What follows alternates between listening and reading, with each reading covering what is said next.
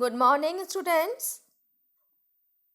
I am your EVS teacher Anuradha Rajput, and today I will teach you chapter number 13, which name is A Shelter So High.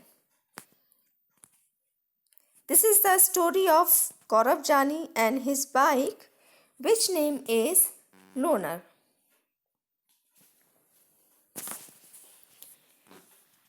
इस chapter में हम पढ़ेंगे गौरव जानी और उनकी bike motorcycle loner के बारे में। इस स्टोरी में ये बताया गया है जो गौरव जानी हैं वो अलग अलग स्टेट से होते हुए लेह लद्दाख तक पहुंचते हैं और इस जर्नी में जो अलग अलग स्टेट आई हैं वहाँ के लोगों के बारे में, वहाँ के घरों या शेल्टर्स के बारे में उन्होंने अपनी इस स्टोरी में बताया है। इसलिए इसको अ ट्रेवलर्स टेल भी कहा गया है। गौरव जानी जो कि मुंबई में रहते हैं, एक बहुत ही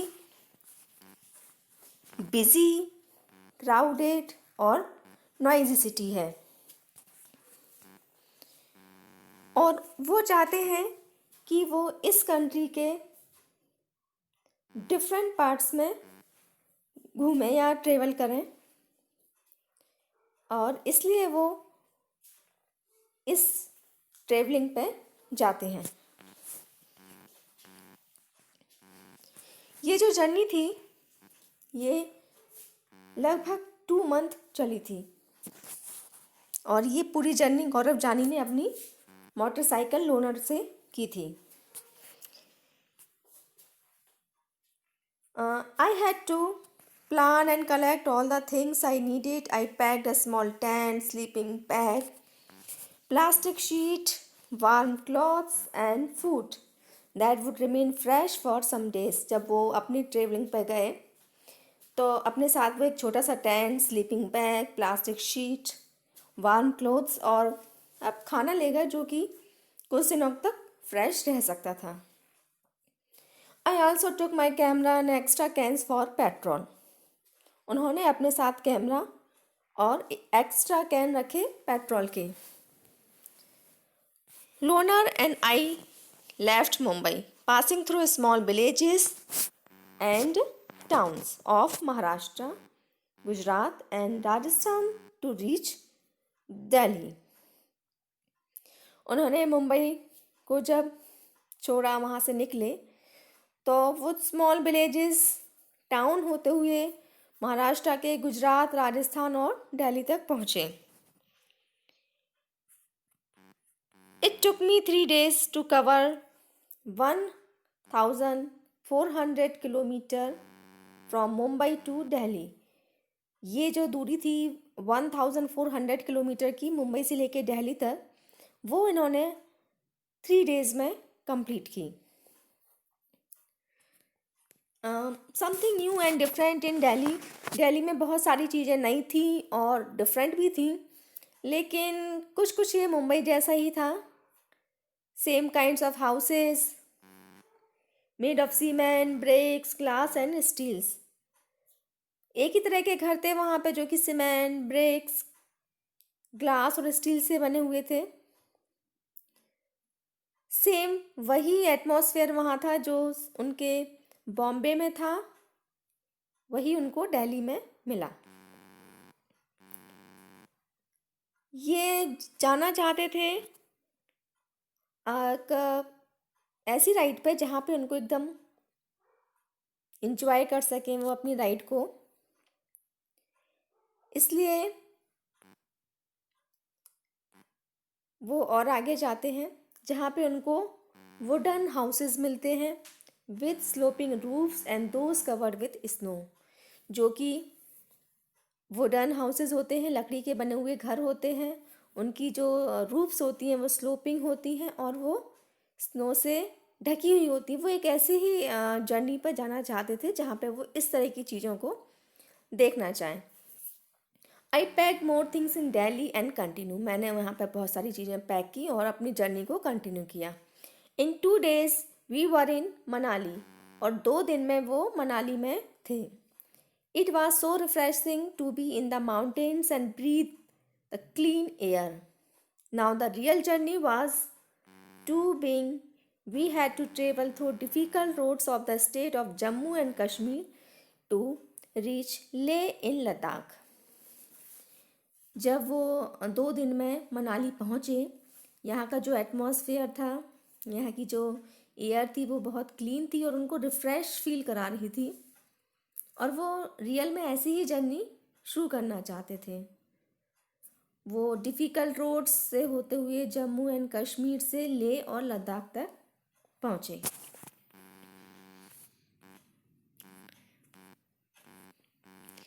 न्यू होम।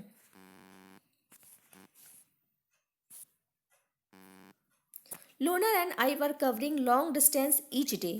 लोनर और मैंने हर दिन एक लंबी दूरी तय की। All I needed was food and a tent to protect myself from the cold night air. और इसलिए उनको खाने की भी ज़रूरत थी और एक टेंट की ज़रूरत थी जिसमें वो अपने आप को प्रोटेक्ट कर सके वहाँ के एटमॉस्फेयर से, वहाँ के क्लाइमेट से, from the cold night air, क्योंकि वहाँ का जो टेम्परेचर था वो रात में काफ़ी कोल्ड हो जाता था। My nylon tent was so small that I could just about fit in it to sleep. Lona stood guard outside the tent. The breeze and the sound of the birds woke me up to see the sunrise. इनका जो nylon का tent था, जो ये आपको दिखाई दे रहा है, ये बहुत ही छोटा था लेकिन इतना सफिशिएंट था कि वो उसमें सो सकते थे। और जो उनकी लोनर थी मोटरसाइकिल, वो टेंट के बाहर खड़ी रहती थी और जब सुबह की जो हवा आती थी और जो बर्ड्स होती थी उनका जो साउंड आता था वो उनको उठाता था। And now cold desert. At last Loner and I reached Leh. और आखिरी में वो और उनकी बाइक लोनर ले पहुंच गए। For the first time I saw such an area high, dry and flat. वो कोल्ड डेजर्ट। जब वो ले पहुंचे तो उन्होंने देखा कि ये जो एरिया था बहुत हाई था, ड्राई था और फ्लैट था और इसलिए इसको कोल्ड डेजर्ट भी कहा जाता था। Ladakh gets very little rainfall. जो लद्दाख है वहाँ पे बहुत कम बारिश होती है। Here there are high snow capped mountains and a cold flat ground. यहाँ पर हाई स्नो कैप्ड माउंटेन है लेह में या लद्दाख में और कोल्ड फ्लैट ग्राउंड होता है। इन ले I found myself in a quiet street with beautiful white house. As I rode slowly, I found that I was being followed by a group of children. They called out Zule Zule, meaning welcome, welcome. They were all amazed to see my loner. Everyone wanted me to come to their home. और जब वो लद्दाख की शांत सड़कों पर और beautiful white houses के बीच चले जा रहे थे तो एक जो चिल्ड्रंस का ग्रुप था वो उनको फॉलो कर रहा था, चिल्ड्रन का ग्रुप, और उनको देखते ही वो बोले झूले झूले, जिसका मीनिंग वेलकम या स्वागत होता है।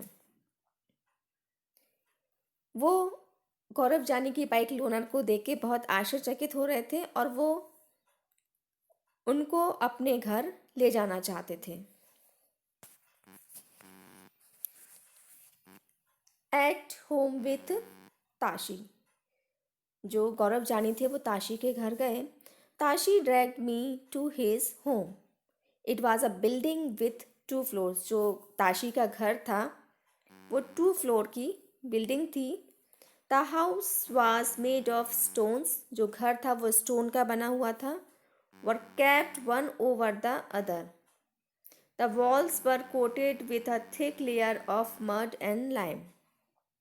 जो उसके घर की वॉल थी वो मड और लाइम की थिक लेयर्स की कोटेड थी and the house looked like a shed from inside with a lot of hay.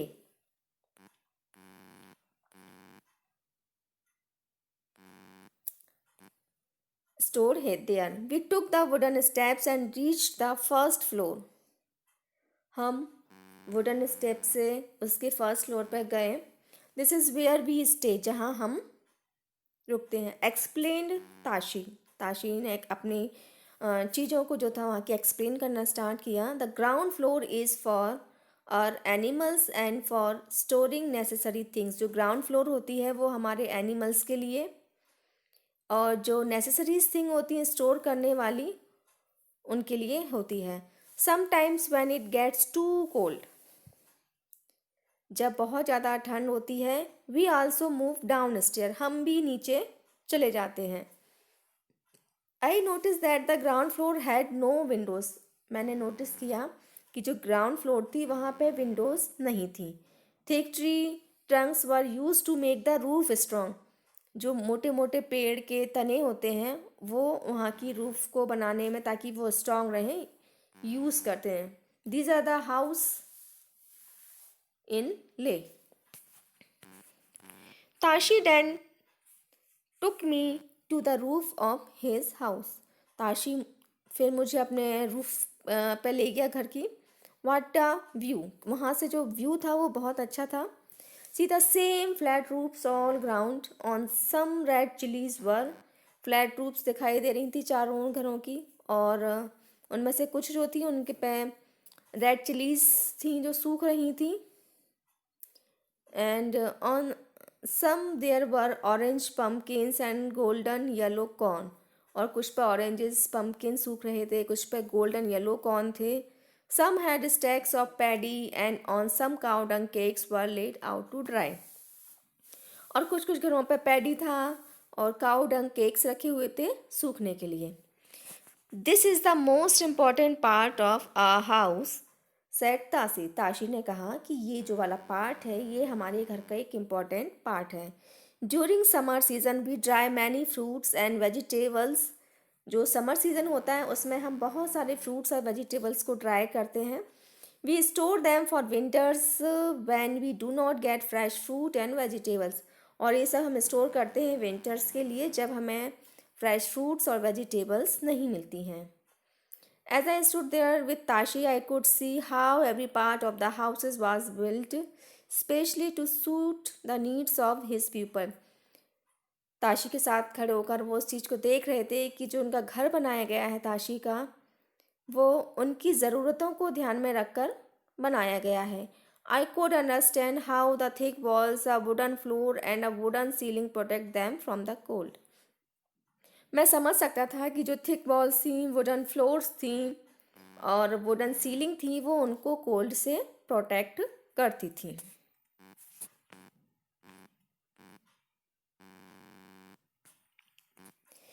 People living on the top of the world.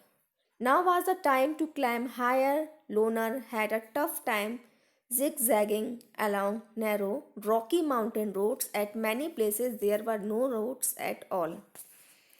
I was moving towards the rocky plains of Changthang. This place is at the height of almost 5000 metre. चलते चलते वो Rocky planes पे पहुँचे जिस जगह का नाम था चैंगथैंग, और ये जो प्लेस था उसकी जो हाइट थी लगभग 500 मीटर्स थी. 5000 मीटर थी. It is so high that is difficult to breathe normally. यहाँ पे ब्रीदिंग करना, सांस लेना, नॉर्मली सांस लेना बहुत ज़्यादा डिफ़िकल्ट हो रहा था. I had a headache and felt weak. मुझे यहाँ पे सर दर्द होने लगा और वीकनेस महसूस होने लगी. Then I slowly got use to breathing in such air. For many days we kept wandering in this area with not a single human being in site. No petrol pumps, no mechanics, only clear blue sky and beautiful lakes around. यहाँ पे ना तो petrol pump थे ना mechanics से, सिर्फ साफ नीला आकाश और सुंदर लेक से चारों तरफ. मैनी डेज एंड नाइट्स पास. काफ़ी दिन और रात निकलने के बाद Loner and I kept moving ahead. Suddenly, one morning, I saw before me flat grassy land. Many sheep and goats were grazing there. Far in the distance, I saw some tents. I wondered who lived there and what they were doing in this far out place.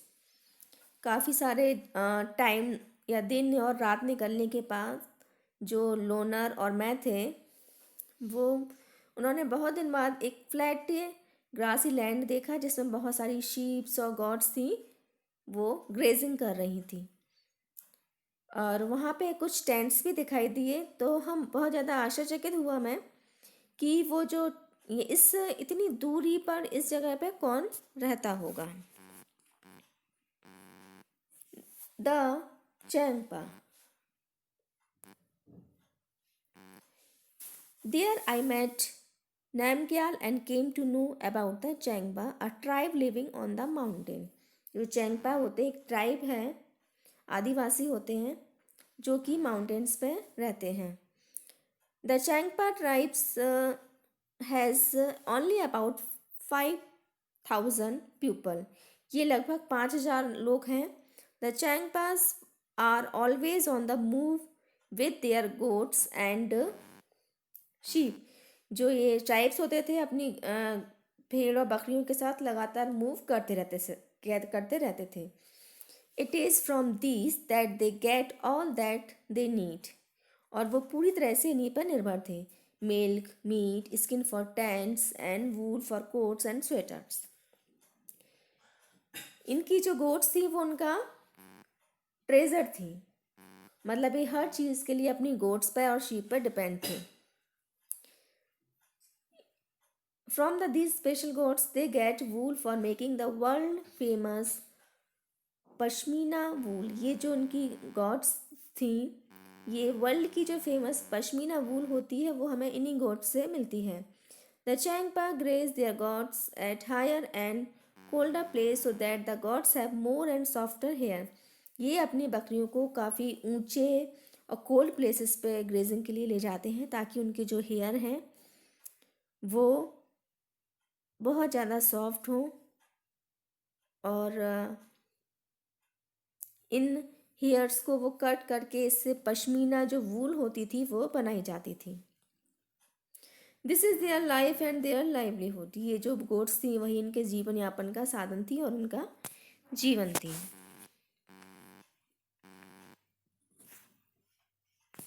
You are most welcome into our home said Namgyal as he led me to the big cone-shaped tent they call their tent Rabo. जो नामग्याल थे वो उनका जो tent होता था big cone shape tent था उनका और इसको वो रैबो कहते थे yak hair is woven to make straps which are stitches together these are strong and warm and protect them from the icy strong winds इनका जो टेंट था वो इनको आईसी और स्ट्रॉन्ग विंड से प्रोटेक्ट करता था I so that the strips were tightly tied with 9 sticks the ground is dug about 2 feet deep the tent is then put up around this on the higher part of the ground the world famous pashmina this is the pashmina shawl look at this picture this is pashmina shawl the quality of pashmina shawl is it is as warm as 6 sweaters it is very thin yet very warm and the gods from which the soft pashmina wool is collected are found on very high altitude 5,000 meter in winter. The temperature here drops below 0 degrees Celsius to minus 40 degrees Celsius. A coat of warm hair grow on the god's body which protect it from extreme cold.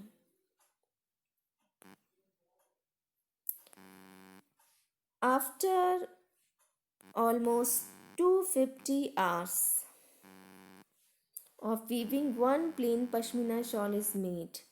लगभग 250 hours के बाद बुनाई के बाद एक pashmina shawl बनाई जाती है.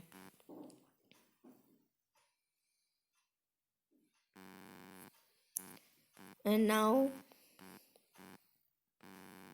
towards Srinagar. I spent a few days with the Chang Pass, but sadly it was time to move on. मैंने बहुत सारे कुछ दिन जो थे वो चैंग पास के साथ गुजारे, लेकिन अब मेरे जाने का समय था. My return journey would take me away from the special part of the world towards town which looked like a totally different world. This time I took a different route from Leh. I was going towards Srinagar via Kargil. I saw many more amazing buildings and different houses. I stayed in Srinagar for a few days. I was amazed by the houses there. They took my heart away. Some houses are on the mountains while some are on water. I took many pictures of these. See my photo album. This is the photo album and houses of Srinagar, my photo album. This is houseboats. Tourists who come to Srinagar love to stay in the houseboat. Houseboats can be as long as 80 feet and around 8 to 9 feet wide. This is Donga. Many families in Srinagar live in Donga. These boats can be seen in Dal Lake and Jhelum River. From inside the Donga, it's just like a house with different rooms. This is Donga. Look this.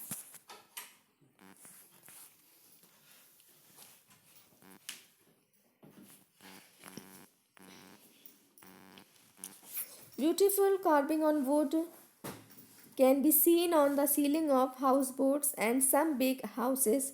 This design is called Khatam Band, which has a pattern that looks like a jigsaw puzzle. This is the carving on wood on the ceiling of houseboats. In village of Kashmir, houses are made from stones cut and kept one on top of the other and coated with mud. Wood is also used. The houses have sloping roofs.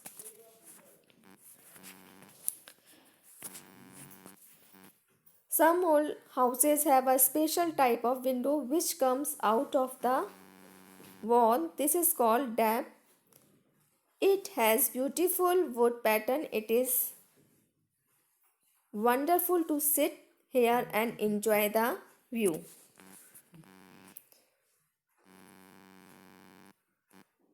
The old house here are made of stone, bricks and wood. The doors and window have beautiful arts. This is called mehrab.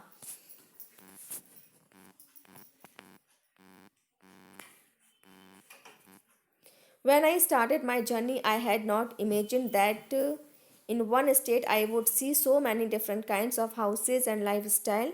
I had a wonderful experience of living on the mountain in Leh and another of living on in water in Srinagar. I saw how both the houses in these areas were made to suit the climate. These are the shikaras. Tourists enjoy the shikara ride on the Dal Lake. Return journey. Again, it was the time to move on. In Jammu, I saw houses I like have being seen in Mumbai. The same cement, brick, steel, and glass. These houses are very strong, but they are not as special as the houses I was lucky to see in Leh and Srinagar.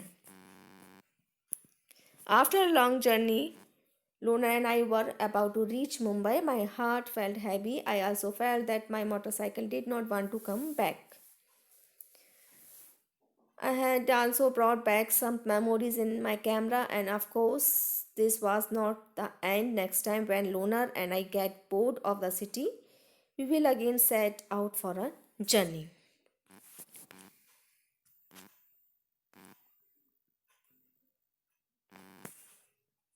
Thank you.